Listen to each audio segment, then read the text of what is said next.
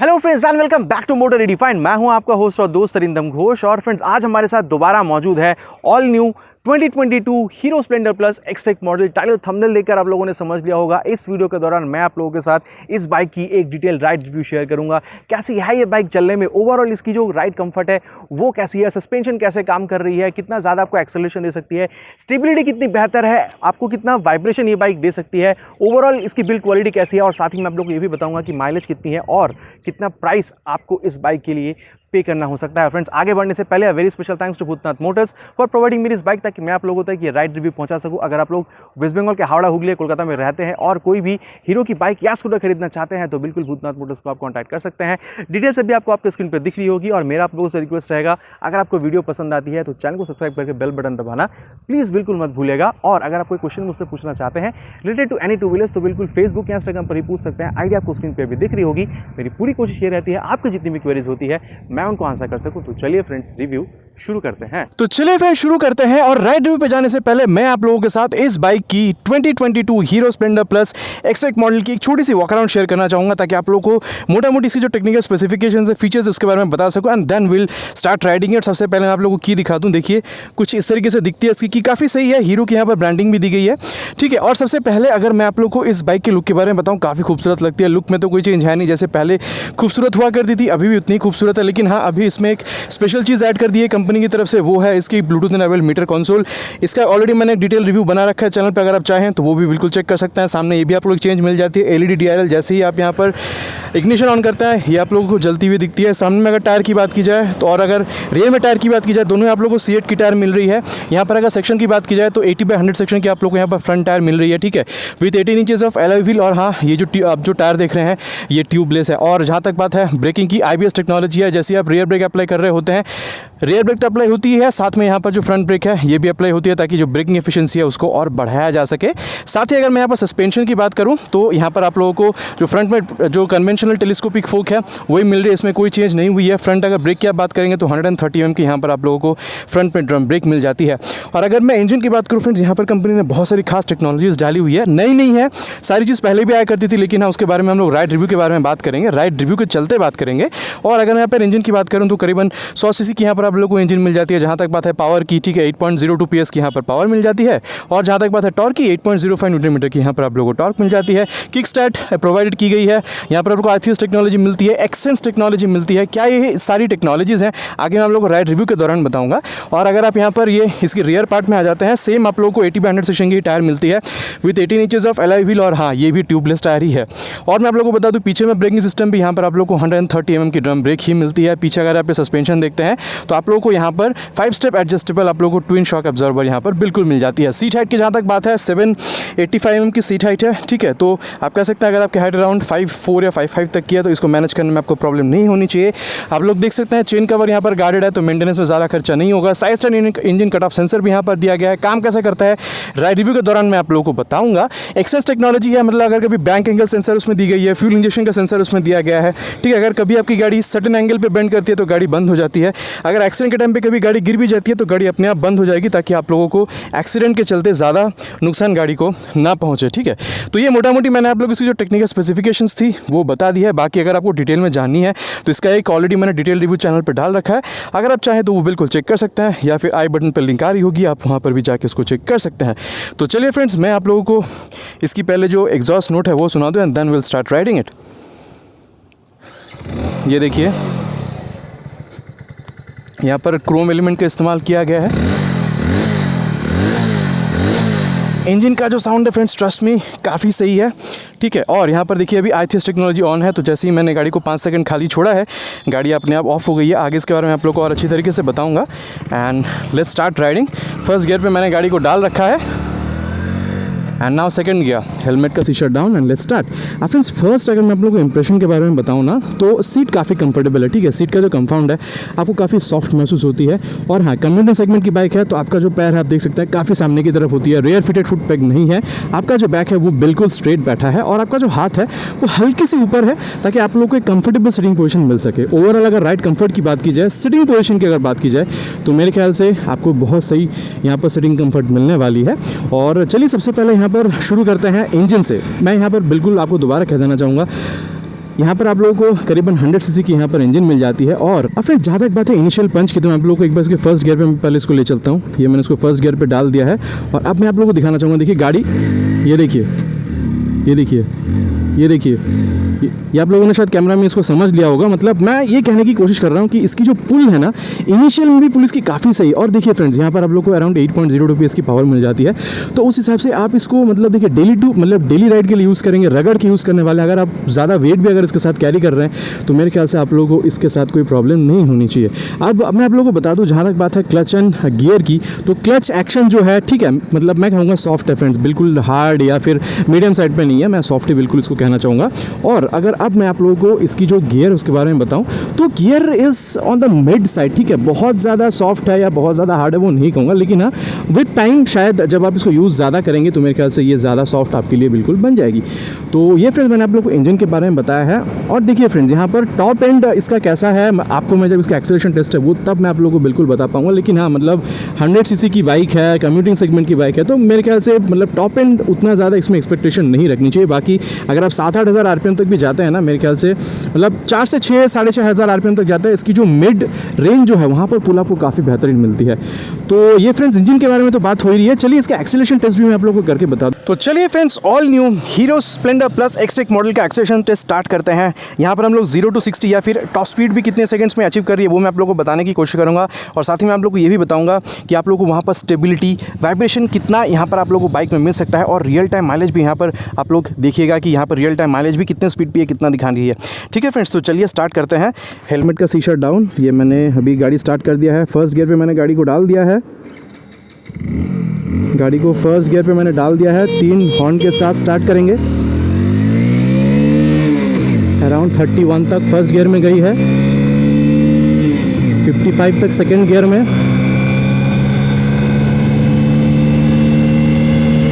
Around 75 तक third gear में गई है और 84 तक अभी। चलिए देखते हैं टॉप स्पीड कितना अचीव कर सकती है। देखिए फ्रेंड्स यहाँ पर स्टेबिलिटी का तो मुझे कोई इशू नहीं हो रही है अभी तक। जहाँ तक बात है वाइब्रेशन की, तो लेफ़्ट फुट पेग पे बिल्कुल नहीं है, राइट फुट पेग पे हल्का सा वाइब्रेशन मुझे बिल्कुल महसूस हो रहा है। और आप यहाँ पर देख सकते हैं अराउंड 96 किलोमीटर/आवर तक की टॉप स्पीड ये गाड़ी पे अचीव कर रही है। ठीक है, स्टेबिलिटी का तो कोई इशू नहीं है, वाइब्रेशन हल्का सा राइट फुट पेग पे महसूस हो रहा है। और हाँ, अगर आप हैंडल बार्स देखते हैं तो वहाँ पर हल्का सा मतलब बज़ महसूस हो रहा है, लेकिन अनकंफर्टेबल नहीं है। ठीक है, ऐसा नहीं है कि मतलब आपको तकलीफ़ हो रही है, मतलब वो जो मतलब बज़ हो रहा है हैंडल बार पे या फुट पेग पे, उस पर आपको मतलब अनकंफर्टेबलनेस फील हो रही है, ऐसा बिल्कुल नहीं है। ठीक है, तो ये फ्रेंड्स मैंने आप लोग को यहाँ पर एक्सेलरेशन टेस्ट भी करके बता दिया है। और चलिए अब इसकी ब्रेक टेस्ट करके देखते हैं। यहाँ पर मैंने आप लोग को ऑलरेडी बताया है, आप लोग को यहाँ पर IBS टेक्नोलॉजी मिलती है, मतलब रियर ब्रेक अप्लाई करते हैं तो फ्रंट ब्रेक भी अप्लाई होती है।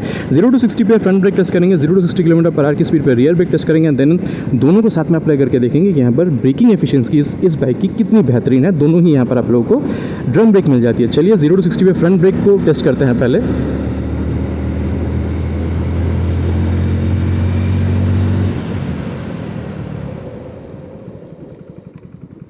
फ्रेंड्स देखिए यहाँ पर ये मतलब डिस्क ब्रेक तो है नहीं। ठीक है, अगर आप 130 mm ड्रम ब्रेक को अगर आप देख रहे हैं तो मेरे ख्याल से आपको ब्रेकिंग एफिशिएंसी भी इस गाड़ी की बेहतरीन लगने वाली है। लेकिन हाँ, फीडबैक और बाइट की बात की जाए, बाइट फिर भी ठीक ठाक है, लेकिन फीडबैक आपको बहुत ज़्यादा बेहतरीन तो नहीं मिल रही है। लेकिन हाँ, अगर आप इसको 100 cc की बाइक या फिर 130 mm की ड्रम ब्रेक को अगर कंसिडर कर रहे हैं तो उस हिसाब से मैं कहूँगा कि इसकी जो ब्रेकिंग है वो भी आपको काफ़ी बेहतरीन महसूस होगी। और चलिए इसको जो रियर ब्रेक है 0 to 60 पे उसको भी चेक करते हैं।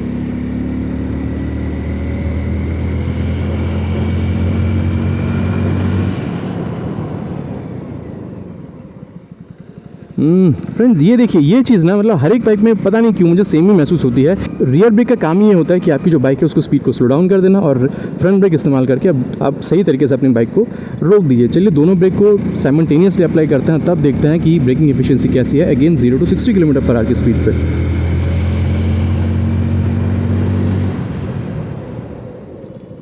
हो फ्रेंड्स, ट्रस्ट मी, आप दोनों ब्रेक को साइमल्टेनियसली अप्लाई कीजिए, ब्रेकिंग एफिशिएंसी आप लोगों को काफ़ी बेहतरीन महसूस होगी। तो यहाँ पर फ्रेंड्स आप लोगों ने इसकी जो एक्सेलरेशन है, ब्रेकिंग टेस्ट है वो देख ली है। और अब मैं अगर आप लोगों को इसके सस्पेंशन के बारे में बताऊँ ना, देखिए फ्रेंड्स कम्यूटिंग सेगमेंट की बाइक है, अगर आप इसको डेली राइड पे भी यूज़ कर रहे हैं, अगर आप खड्डे वगैरह पे भी जा रहे हैं, बम्प वगैरह पे भी जा रहे हैं, काफ़ी हद तक एब्जॉर्ब करती है। जी हाँ फ्रेंड, मतलब आप कह सकते हैं 70-80% जो आप शॉक आती है रोड से वो इसको एब्जॉर्ब बिल्कुल कर लेती है। इन शॉर्ट आप कह सकते हैं कि जो फ्रंट एंड रियर जो सस्पेंशन यहाँ पर आप लोग को मिल रही है काफ़ी हद तक आप लोगों को जो शॉक है वो एब्जॉर्ब कर लेती है। आप कह सकते हैं कि is on the softer side, ठीक है, बहुत ज़्यादा सॉफ्ट नहीं है लेकिन मिड साइड पे भी नहीं है, कहीं ना कहीं बैलेंस्ड है, ताकि अगर आप थोड़ी बहुत स्पीड पर भी अगर आप जा रहे हैं तो वहाँ पर भी स्टेबिलिटी लूज़ ना हो, और अगर आप खड्डे या बम्प वगैरह पर भी जा रहे हो तो वहाँ पर भी आप लोग को यहाँ पर जो स्टेबिलिटी है वो आप लोगों को काफ़ी सही मिले, और जो शॉक एब्जॉर्प्शन है वो भी आप लोगों को काफ़ी बेहतर मिले। इन शॉर्ट आप कह सकते हैं सस्पेंशन इज़ वेरी कंफर्टेबल। अगर आप थोड़ा बहुत 20-30-40 किलोमीटर भी जा रहे हैं मेरे ख्याल से इस बाइक के साथ, सस्पेंशन की वजह से आप लोगों को जो स्टेबिलिटी है वो काफ़ी सही मिलने वाली है। और अब मैं आप लोगों को बताना चाहूँगा friends about this meter console. हल्का सा आप अपना नज़र नीचे कीजिए, आपको बिल्कुल सही तरीके से दिखते हैं, ऐसा नहीं है बहुत नज़र आपको नीचे करनी हो रही है, रोड पर से आपका नज़र हट रहा है, ऐसा बिल्कुल नहीं है, ठीक है। और अब जहाँ तक बात है फ्रेंड्स यहाँ पर मिरर की, तो बता दूँ यहाँ पर अगर आप मिरर की जो मतलब फील्ड व्यू है रियर की, वो आप लोगों को काफ़ी बेहतरीन मिलती है, ठीक है। हाँ, हाथ भी काफ़ी हद तक दिख रही है लेकिन हाथ बहुत कम दिख रही है, और पीछे का जो व्यू है वो मुझे बहुत सही दिख रहा है। अब एक चीज़ मैं आप लोगों को यहाँ पर और बताना चाहूँगा, अगर यहाँ पर फ्यूल इकोनॉमी की बात की जाए, मतलब माइलेज की बेसिकली मैं बात कर रहा हूँ, तो यहाँ पर आप लोगों को देखिए फ्रेंड्स 60 से 70 किलोमीटर तो मिल जानी चाहिए। 100 सीसी की बाइक है, एटलीस्ट अगर ये नहीं मिलेगी तो क्या कहना है ना, और जानी ही जाती है ये बाइक अपनी माइलेज के लिए। अब बेशक आप ये कह सकते हैं कि हीरो ही जानी जाती है अपनी माइलेज के लिए, और हीरो की 100 सीसी की बाइक है, सबसे ज़्यादा बिकने वाली बाइकों में से एक है। फरवरी आप कह सकते हैं अप्रैल 2022 में ये अराउंड 2,20,000 यूनिट से भी ज़्यादा ये बिक चुकी है, ठीक है। तो आप कह सकते हैं कि ये बहुत ज़्यादा पॉपुलर भी है, और इसलिए भी है क्योंकि यहाँ पर आप लोग को माइलेज इस बाइक में बहुत सही मिलती है। 4 स्पीड गियर बॉक्स है, और ठीक है यहाँ पर आप लोग को 9.8 लीटर्स की टैंक मिल जाती है। और साथ ही फ्रेंड्स यहाँ पर कुछ इंजन से रिलेटेड यहाँ पर मैं आप लोगों को कुछ और चीज़ें यहाँ पर मैं बताना चाहूँगा, ठीक है। अभी देखिए यहाँ पर सेफ्टी के हिसाब से यहाँ पर कंपनी ने एक चीज़ डाली हुई है, वो है side stand engine cut off sensor. चलिए सबसे पहले मैं यहाँ पर साइड स्टैंड गिराता हूँ। ये देखिए फ्रेंड्स गाड़ी जो है वो बंद हो गई है, ठीक है। अब देखिए यहाँ पर, ये देखिए अभी आप लोगों को ये इंडिकेट कर रही है कि यहाँ पर साइड स्टैंड गिरा हुआ है, और जैसे ही मैं यहाँ पर अभी देखिए दोबारा गाड़ी ऑन करने की कोशिश करूँगा, ये देखिए जैसे मैं गाड़ी ऑन करने की कोशिश कर रहा हूँ गाड़ी स्टार्ट नहीं हो रही है। अब देखिए मैं साइड स्टैंड हटा देता हूँ, ये देखिए इंडिकेशन यहाँ से हट गई है, और अब मैं जब गाड़ी को स्टार्ट कर रहा हूँ तो गाड़ी बहुत सही तरीके से स्टार्ट हो गई है। तो आप कह सकते हैं कि यहाँ पर जो side stand engine cut off sensor है वो भी बहुत सही तरीके से काम कर रही है। और एक टेक्नोलॉजी और कंपनी ने डाला हुआ है, वो है i3s, जिसको मैंने अभी ऑन कर रखा है। तो देखिए अब मैं यहाँ पर दोबारा हल्के से यहाँ पर मैं साइड में खड़ा हो जाता हूँ, और खड़े होकर मैं आप लोगों को दिखा दूँ। ये देखिए जैसे ही मैं गाड़ी को अभी न्यूट्रल पे कर देता हूँ, बिकॉज हाँ ये देखिए गाड़ी न्यूट्रल पे है। अब देखिए मैंने गाड़ी अभी चल रही है, ठीक है। अब देखिए थोड़ी देर बाद अभी ये देखिए बंद हो गई बाइक, ठीक है। ये देखिए अभी i3s ये ब्लिंक भी कर रही है, मतलब ये कहने की कोशिश कर रही है कि 5-10 सेकंड अगर आपकी गाड़ी आइडल पे है तो गाड़ी आपकी दोबारा बंद हो जाती है। और देखिए जैसे ही मैंने यहाँ पर एक क्लच पकड़ा, गाड़ी दोबारा स्टार्ट हो गई है। तो ये बहुत सही बाइक, बहुत सही बात है ना। और चलिए दोबारा यहाँ पर शुरू करते हैं। और इसमें फ्रेंड्स अभी अगर आप इसको ब्लूटूथ से अगर आप जोड़ते हैं मीटर कंसोल को, तो यहाँ पर बहुत सारी चीज़ें आप एक्सेस कर सकते हैं। जैसे मान लीजिए अगर आपको फ़ोन में कोई कॉल आ रहा है तो वहाँ पर जिस भी नाम से कॉल आ रहा होगा वो यहाँ पर आप लोग को शो हो जाएगी। अगर कोई मैसेज वगैरह आ रही है तो वो भी यहाँ पर मतलब डिस्प्ले हो जाएगी, ठीक है, ताकि आपको फ़ोन निकाल के पॉकेट से देखना ना पड़े कि किसका कॉल आ रहा है, ठीक है। तो ये मेरे ख्याल से पर्पसफुली जो चीज़ की गई है कंपनी की तरफ से, हीरो की तरफ से, बहुत सही है। और हाँ, अगर ऑन द गो अगर कभी आपकी मोबाइल चार्ज आउट हो जाती है, या फिर जैसे मतलब क्रिएटर्स, ठीक है, जहाँ पर हमें ये गोप्रो वगैरह चार्जिंग की बहुत ज़्यादा प्रॉब्लम होती है, तो अभी देख सकते हैं यहाँ चार्जिंग के लिए भी यहाँ पर एक सॉकेट दी गई है, चार्ज भी आप बिल्कुल सही तरीके से कर सकते हैं। तो देखिए फ्रेंड्स, मतलब मेरे ख्याल से एक ऑलराउंडर बाइक है, ठीक है, कम्यूटिंग सेगमेंट में, जहाँ पर आप लोगों को चार्जिंग के लिए सॉकेट मिल रही है, यहाँ पर आप लोगों को मतलब ब्लूटूथ एनेबल मीटर कंसोल मिल रहा है। लेकिन एक चीज़ होना चाहिए था, टाइम अगर यहाँ पर कंपनी शो करा देती इंडिकेटर में, मतलब मीटर कंसोल में, तो मेरे ख्याल से बहुत सही बन जाता, ठीक है। और अभी देखिए इसकी जो टर्निंग रेडियस है वो भी इसको हल्का सा हम लोग टेस्ट कर लेते हैं। यहाँ पर आप देख सकते हैं ये जो डिवाइडर है हल्का सा हम लोग इसको मोड़ते हैं, देखिए डिवाइडर के संग संग हम लोगों ने इसको मोड़ लिया। आप कह सकते हैं फ्रेंड्स कि इसका जो टर्निंग रेडियस है काफ़ी बेहतरीन है, हल्की से जगह पे आप इसको बिल्कुल सही तरीके से मोड़ सकते हैं। और चलिए फ्रेंड्स, अब मैं आप लोगों को इस बाइक की मैन्यूवरेबिलिटी के बारे में बता दूँ। आप सामने देख रहे हैं एक हल्का सा कर्व है, चलिए इस कर्व को मैं आप लोगों को राइड करके बता दूँ। देखिए हल्की सी एक कर्व है सामने, शायद आपको कैमरा में समझ में आ रही होगी। तो देखिए फ्रेंड्स, आप लोगों ने हल्का सा मैंने बाइक को मोड़ा था, ठीक है। तो मैं कह सकता हूँ कि आप बाइक को फ्लिक कर सकते हैं। और एक चीज़ मैं और बता दूँ, मतलब आप सिटी में राइड कर रहे हैं तो सबसे ज़्यादा आपको चाहिए होती है कि आप ओवरटेक कर सके किसी भी बाइक को, या किसी भी मतलब 4 व्हीलर को, या किसी भी मतलब चलती हुई वाहन जो सामने आपके है।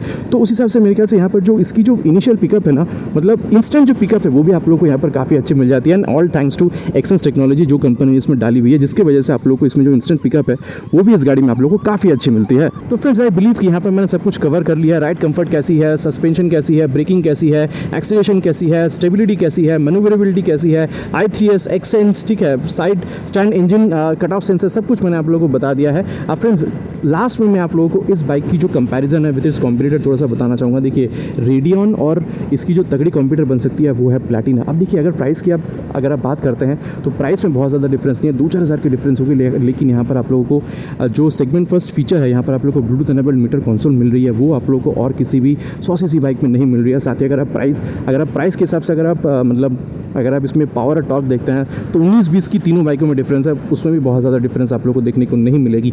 तो फ्रेंड्स इन शॉर्ट आप कह सकते हैं कि अगर आपको 100 सीसी में अगर हीरो की तरफ से कोई बाइक चाहिए थी जहाँ पर आप लोगों को अच्छी लुक मिले, अगर आपको मतलब फीचर भी चाहिए थे जैसे कि Bluetooth enabled meter console, phone या फिर जो मैसेज वगैरह वो आप यहाँ पर मीटर कंसोल में एक्सेस करना चाह रहे थे, साथ ही आप ये भी चाह रहे थे कि आपको यहाँ पर माइलेज भी 60-70 किलोमीटर तक की मिले, मेंटेनेंस भी कम हो, तो मेरे ख्याल से ये बाइक आप लोगों के लिए एक परफेक्ट बाइक बिल्कुल बन सकती है। तो फ्रेंड्स आशा करता हूँ वीडियो आपको पसंद आई होगी। तो चलिए मिलते हैं एक नए वीडियो में एक नए टॉपिक के साथ। Till then ride safe and जय हिंद।